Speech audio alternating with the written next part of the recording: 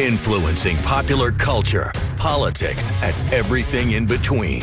The local station takes you ringside as we discuss the crazy world that is professional wrestling. This is Going Ringside with The Local Station. Hello there, and thank you for joining us for another episode of Going Ringside. So glad you could be with us, and I am excited about this week's episode because one of my favorite interviews I've ever done is that man right there. Sergeant Slaughter is joining us in just a little bit. And after that, in a little while, we will hear from that woman, Teal Piper. Yeah, that's right, I said Piper. Roddy Piper's daughter, making headway in the world of pro wrestling, becoming a major name following her dad. And we will hear from Teal in just a little bit, so stay tuned for that. Her boyfriend also joins us on the show, so we are excited to hear from her in just a little bit. But first, let's bring it in here and let's talk all about Sarge. This is one of the interviews that I have been most excited about all year long since we got it. So Sergeant Slaughter is a fascinating figure in pro wrestling for a lot of reasons, but two very important ones. First and foremost, making what is easily a top 5 business decision of all time for a pro wrestler, maybe top 3.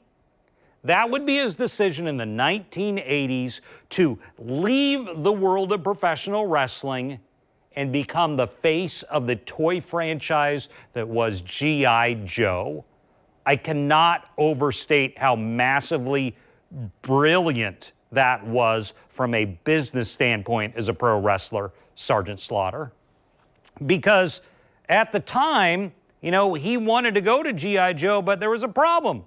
The guy who was quickly becoming the overarching owner of all of wrestling as WWF and Vince McMahon were taking over, well, Vince wanted his own toy line. What did he want to sell? He wanted to sell these. He wanted to sell his LJN figures, very popular toys in their own right with Hulk Hogan and Macho Man. But the problem there? Well, Vince didn't want his guy going to a competing toy company in G.I. Joe, Hasbro. And I cannot overstate how important that was. Because when you think of toys or cartoons today, there are massive amounts of things kids can watch. The volume of a physical large segment of the population of children in the United States in the late 1980s and early 1990s were consuming G.I. Joe content. Either they were buying their toys, they were watching the daily cartoon, they watched the animated movie. Sergeant Slaughter was the face of it. He was at the center of it. He was a real-life person who was presenting this cartoon every day to children around America. I was in that age group. I was watching, my brothers were watching, the neighbor boys were watching, the boys at school were watching. Boys in America, children in America were watching Sergeant Slaughter in massive numbers. Going to G.I. Joe was brilliant. That is part 1 of his story. Part 2 equally as fascinating. When Sarge finally returns to pro wrestling, he does arguably the most controversial thing in the history of a controversial industry. When he did something that was unthinkable, I still to this day can't believe he did it. In character, in storyline, as this face of G.I. Joe in America, when the United States went into the first Gulf War against Iraq and Saddam Hussein for invading Kuwait, Sergeant Slaughter, in storyline, turned his back on America. He became an Iraqi sympathizer. He started aligning himself in character with Saddam Hussein. He brought in General Adnan. He brought in the Iron Sheik and called him Colonel Mustafa. And they made this Iraqi faction aligning themselves and supporting Saddam Hussein on television every week. Massively controversial. And you cannot underscore how controversial. Because you can say controversial things, you can be violent in wrestling and do very personal storylines, but when your country is at war, to have a high-profile character align themselves with the enemy and support the enemy, massively big deal. So I was about 15 years old at the time. We had no internet back then. I kind of understood it. I understood Sergeant Slaughter was doing something that fans booed, that fans hated. I knew when he went to the ring, they probably booed at him, gave him the middle finger, cussed him out, all the things you expect.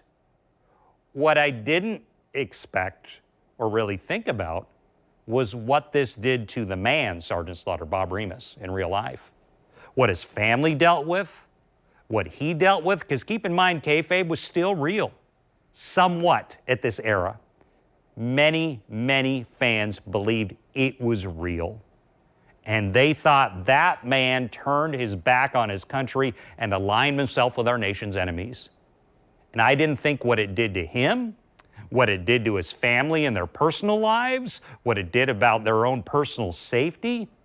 Fascinating story. He opens up on that in this interview, which is why I've been so excited to release it. So without further ado, let's get to it. Here is the man himself, the legend. Here is Sergeant Slaughter. Well, we're joined now by the legend himself, Sergeant Slaughter. Sarge, thanks for joining us today. Good to be here at ease. Okay, thank you.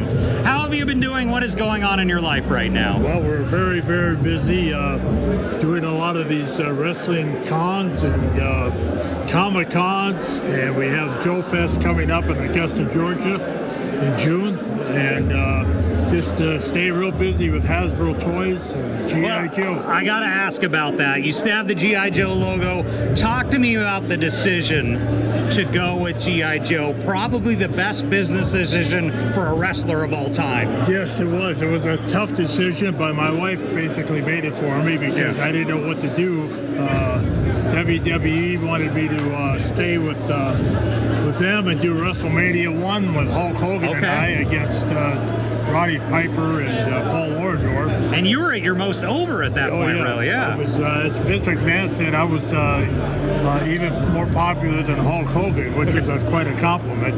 But when Hasbro came knocking, I had to make a decision, and my wife told me, you can always be a wrestler, you can't always be the first living G.I. Joe. So I told her, that's why you get the big bucks, honey. And it was really remarkable. You were more known than probably any wrestler almost in history. You and Hogan were pretty much even because of that Joe franchise. That's in every home in America for children. Yes. Well, we became the #1 selling boys toy right after I joined them. So that made me pretty happy and put a medal on my chest. Sure. Then eventually life changes for you and you go back to wrestling in arguably still you're at the top, the most controversial angle and run of all time. Yes. With 1991 and the Gulf War. Right. I came back from G.I. Joe. My contract ran out, and Vince McMahon called me and asked me if I wanted to go back to work for them, and I said, yeah, I'm ready to go. He said, I got an idea for you, and of course, his idea was for me to be an Iraqi sympathizer. So when he brings this to you, said, what's going through your head? Well, I was all gung-ho, ready to go, but my wife said, you're crazy. You're insane to go from G.I. Joe to an Iraqi sympathizer. Sure.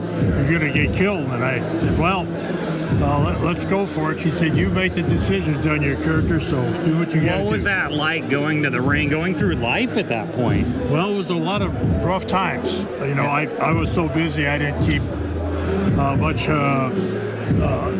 around me. You know, I just kept going and going and going, but my family and friends were all getting the brunt of the problem. But really, family and it would affect family and friends. Yeah. I had 4 armed guards that walked the perimeter of my property 24/7. Oh my God!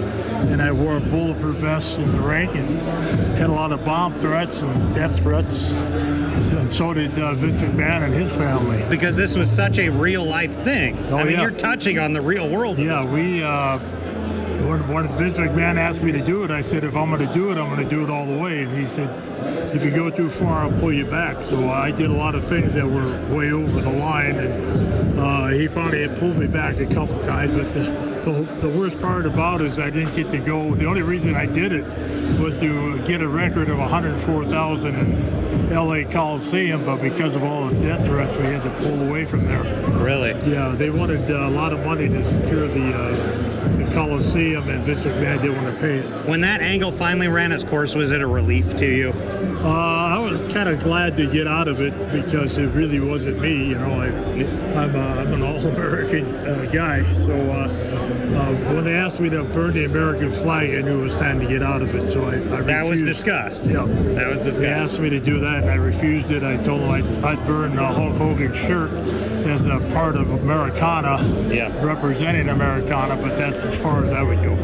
One guy you worked with at his very infancy during this era was The Undertaker. Right. Was he really green at that point? I mean, were you kind of training him? Right. Well, he was with the WCW and sent a videotape to the WWE to have a tryout and come in and work for them, which I found in a box of tape. So I took it to Vince McMahon. When I first saw it, I pulled it out of the machine, and like a halfback, I headed to Vince's office to show him this talent that I found, although he was already a talent. I said, this is the guy you're looking for. And he said, if you want to bring him in, bring him in. So I called Mark up, and first 2 times I called him, he hung up on me because he didn't believe it was me. And so the 3rd time I hung up on him, I said, here's my number, call me. And a little while later, he called and found out it was really me, and I brought him into Rochester, New York, and had his first tryout, and he'd been there ever since. Then eventually you're on to the general manager role, kind of the backstage official, I think after Monsoon, if I remember right. Right. I took his place. What was that like? I mean, that's when Austin's becoming big and stuff like that. Well, we were at war with the WCW at that time, and so I was the commissioner, and we just did everything we could. And we had The Undertaker, we had a young Rock that was a great talent, but didn't know a wristwatch from a headlock. I want to interrupt real quick. The Young Rock TV show, your character had a pretty big role in it. Were you aware of this?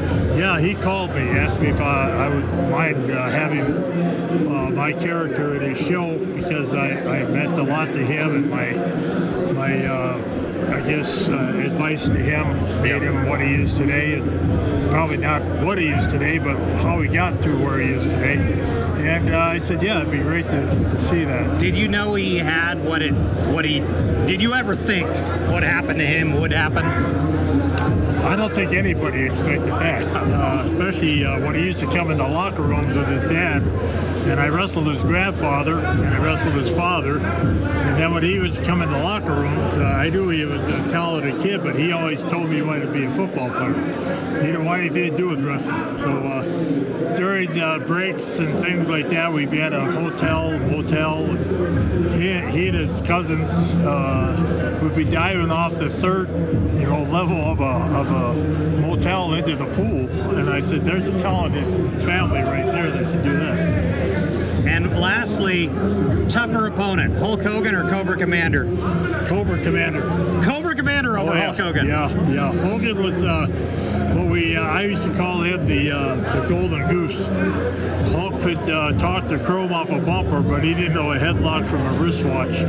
So I had to lead him around the ring, but anytime I got in the ring with him, I knew I was going to make more money. So Cobra Commander was the harder opponent. Yeah, he was. Well, Sergeant Slaughter, it's been an absolute pleasure. Thanks for joining us on the show today. My pleasure. Before you leave, we got to give you a... oh, not a Cobra Clutch. Cobra Clutch. I hope you get a ride. Hope you get a ride back to the studio. Topic. Yeah. Topic. This hurts. Got something for you. You're now a member of the Cobra Clutch Club. Oh, I'm in the Cobra Clutch Club. This is awesome. All right. Sarge, thank you so much. Thank you. Thank you, Sarge, very much. And I love that I'm a member of the Cobra Clutch Club, and I want to illustrate that for you. So I still got it. I'm going to show you something. So I pulled these off my desk here at work at Channel 4. I, got my journalism Emmys, right? So I put them on my desk, but every day, what's in front of them is my Cobra Clutch Club token, my coin there. That takes priority. Love that I got into the Cobra Clutch from Sarge, so I was very excited about that. Just kind of wanted to illustrate that, but happy Sarge was able to talk to us. But now I want to move it over to this side over here And that would be our other interview with a woman who you're probably starting to get to know, and you definitely know her name, Teal Piper. Teal Piper, her dad, Roddy Piper, who passed away several years ago, as we all know, has joined the industry. Check her out on social media. She's all over the places. Demos, her boyfriend, she was there. We talked to them this past summer, and I wanted to bring this interview for you because it's fascinating, because you hear about all the big stars with the great lineage. Rhodes, the Mayavias, all the people like that. You know who else is up there? The Piper family. Hot Rod is as big an icon in this industry as practically anybody. So to see his daughter go into this industry, which I never knew that she would actually do, I never heard a lot, but now she is starting to pop up and starting to make a name for herself in this industry where her dad is a legend, an icon, all of the above. So excited to talk to her. Here is Teal Piper. We're here with Teal Piper and Demos. Thank you for joining me on the show today. Thanks for having us. What are you two up to right now? Talk to me about what's going on with you. We are traveling around purging everybody. Really? Yeah. We've made a point of going around this industry, making a statement everywhere we go. We've wrestled around the world, we're wrestling around the country, and we're just really loving what we're doing right now. And where were you most recently? AEW, is that right? Or? Ring of Honor. Ring of Honor, okay. So talk to me about what Ring of Honor was like. It was exciting because we were actually local to Orlando, so we ended up doing it in Orlando. So it was really cool to get to break into Ring of Honor in our hometown right now. But it was challenging, you know, there's definitely more talent there than there are other places that we have been. So, Sure. You know, they were tough matches, but I think we did a good job. Yeah, it's a pretty awesome experience. How are you doing physically? I know wrestling is taxing on the body, to say the least. We're coming back from a few bumps and bruises, just letting ourselves heal up, but we're about ready to hit the ground running again here soon. So things are probably going to be coming soon. How can people kind of follow what's going to be going on with you guys? If you go to Instagram, I'm Teal Piper. This is official_Demos. Okay. And we have a lot we're going to start doing here. We have a whole tour lined up, and you're going to see us everywhere. Now, I got to not bury the lead for many of my viewers. Your lineage is iconic. You grew up in this with your dad. What was that like? It's crazy switching over to being a professional wrestler from being the daughter of one. You know, you see it in a very different light. But at the end of the day, I grew up with him as dad. You know, he was his character in a lot of ways. He was one of the most fun, charismatic people in the world, and we were very close. So I feel very honored and privileged to get to be in this business now and carry that on and make my own footprints. And, you know, you see it in a different light now. I appreciate it in a different way now. Everything I've seen about your family is the opposite of how I envision wrestlers. Crazy on the road lifestyle. It was just a very family oriented from what I've seen of you guys. Oh yeah. So my dad, you know, not everybody's dad was a babyface. My dad was a heel. Yeah. And he was very protective of us because, especially when we were younger, you know, the fans, there were some fans that would really go after him. They'd go after our family. So he was very, like, untrusting of everybody. So it took a long time for him to kind of get comfortable with us being around wrestling at all, let alone where I'm at today. But I think he'd be very happy. And I got good people looking out for me, you know. Favorite feud so far in the industry? Ooh, yeesh. I think about that for a second. I think I have one coming up. I would like to see what happens between CM Punk and Seth Rollins. Oh, yeah. Favorite feuds for you? Anyone come to mind? I really loved what they did with the Bloodline. I mean, I thought that was very compelling. It's still going, and I think that's one of the better storylines we've seen in a while. And so what do you think of where the industry's at right now? There's so many companies. There used to not be. There was one company, and now there's two major ones, a few others out there. What do you think about where the industry's at right now? I think it's great. I mean, it's always great to have places to work. You know, there's more business, there's more jobs, and I think anytime you have a healthy competition, it makes everybody up their game. You know, everybody just works harder and wants to put on the better show. Yeah, plus every company kind of has their own way of telling stories, so it gives everyone a different flavor, you know, different options to watch things. One other question on working with your, you know, do you deal with the shadow of your dad or not? Is that a positive or a negative, or how's that been for you? It's both. You know, I always tell people when you're in a situation like I am, the door opens really fast, but it shuts twice as fast on you. You know, you don't get the opportunity to grow. You don't get to make mistakes. You know, you don't get to better yourself and then have people pay attention. They're paying attention before you've even gotten to a certain level. So it forces you to have a very steep curve and big footprints to fill. And I think that it's important, at least for me and other legacies, to just focus on your craft, put in the work, and not try to be what everyone conceives that you should be. You know, just try to make your own way. Otherwise, you know, there's never going to be another Roddy Piper. Yeah. And it'd be silly to try to fill that shoe. I need to make my own path. And I think once I started looking at it that way, it's gotten a lot easier for me to find my own spot in the industry. Well, thank you so much for joining us on the show today. Thank you. I appreciate it. So glad I could talk to Teal and Demos and talk to them about what they have going on. And of course, Sarge, very excited to hear from Sarge. And before we go, I want to show you a clip because we have something coming up here in Jacksonville where we're at to honor the life and legacy of a guy who we've talked about on the show before. That would be Shad Gaspard, formerly of Crime Time, who we covered. You can go check out our old show. We talk about it in depth. His death in California, saving his son in the ocean. Well, a friend of the show, Elijah Burke, who's based here in Jacksonville, along with his charity, the Love Alive charity, are putting on another annual show honoring him, who they also called Beast. Here's a quick clip of what they have out there on social media.